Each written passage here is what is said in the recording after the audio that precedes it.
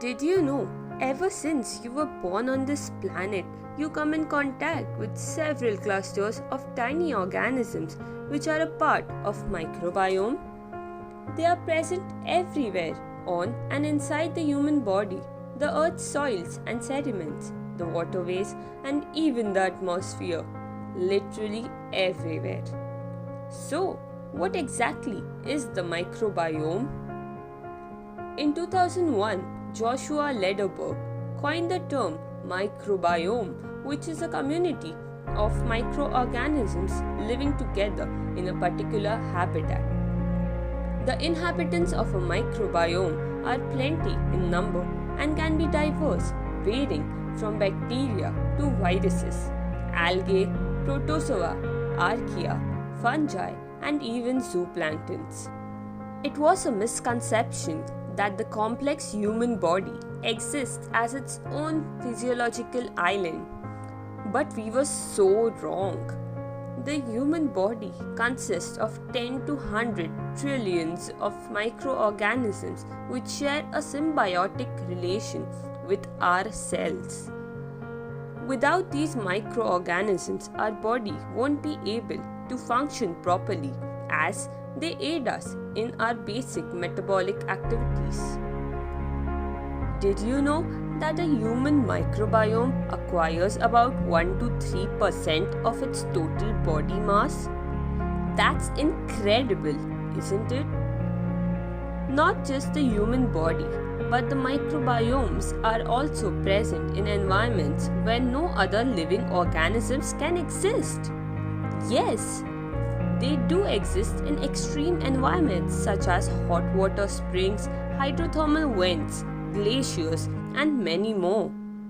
These environments hold a diversity of microorganisms. Why is the microbiome so important to the human body?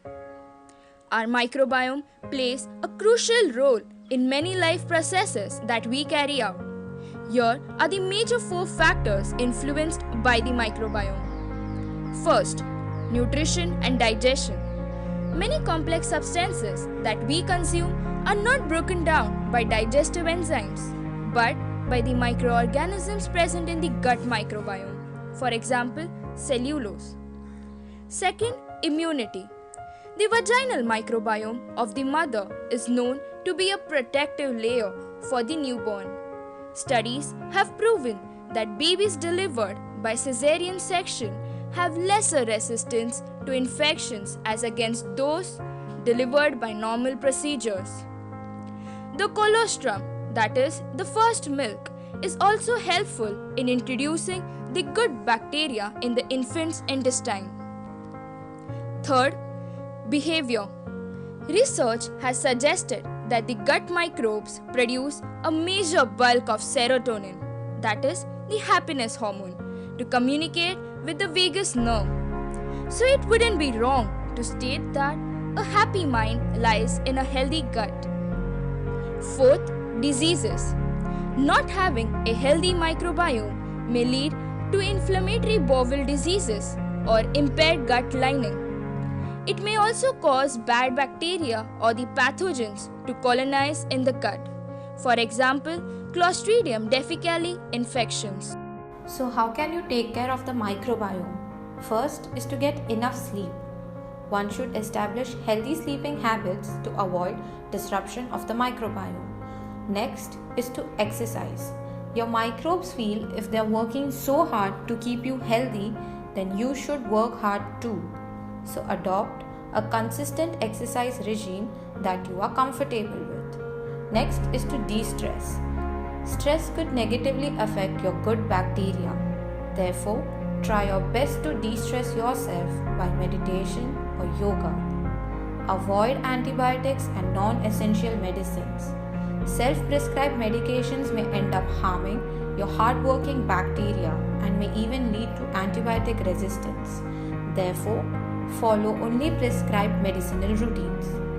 Say bye to sugars, refined carbs, and artificial sweeteners. Don't be over-obsessed with hygiene. Rampant use of anti-microbial sprays may not be so good. Warm water and mild soap can instead do the trick. Intake of probiotics and prebiotics can be an alternative as well. But hey, what are probiotics and prebiotics? Probiotics and prebiotics are wrongly considered to be the same, quite naturally because their names are similar and they are related to good bacteria, but they are not the same. Probiotics are the good bacteria or live microorganisms like those naturally found in your gut that help to maintain the balance of bacteria in the gut and provide health benefits. And prebiotics are the food for the probiotics. They are naturally occurring non-digestible carbohydrates that serve as food for the beneficial bacteria which are present in the gut and aid in their growth. In short, natural fibers can serve as a great prebiotic. There are natural probiotics like yogurt, cheese, sauerkraut, kimchi, tempeh, kefir milk, etc. Many green leafy vegetables and fruits serve as natural prebiotics. In addition to this, synthetic probiotics and prebiotics are also available. The do's and don'ts of prebiotics and probiotics. Aim to get some probiotics from dietary sources. Probiotics can be found in naturally fermented food sources. Focus on consumption of lots of fruits, vegetables, whole grains, as well as some of the top prebiotic sources. Get advice on taking a supplement. Before starting a probiotic supplement, please make sure that you consult the doctor for its safety and effectiveness. Focus on the 4 Ds while opting for a synthetic probiotic, which are diversity, that's the type of organism present in the probiotic, dose, which is in CFUs, delivery in form of powder, liquid, enteric coated tablets, whichever suits you the best, and date, that's the expiry date of the product. Always choose a probiotic supplement with at least 10 billion live organisms per dosage. Keep in mind that the probiotic supplement should ensure you that you will receive this number throughout the shelf life of the product. Avoid taking probiotics with chlorinated water. Chlorine is added to municipal water systems to kill bacteria, and this could affect the effectiveness of the product.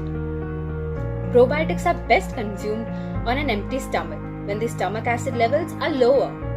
Make sure that you provide a nurturing environment for your probiotic organisms by consuming adequate numbers of prebiotic fiber. Foods rich in prebiotic fiber are onions, garlic leeks, etc. Look for probiotics with a wide array of different bacteria.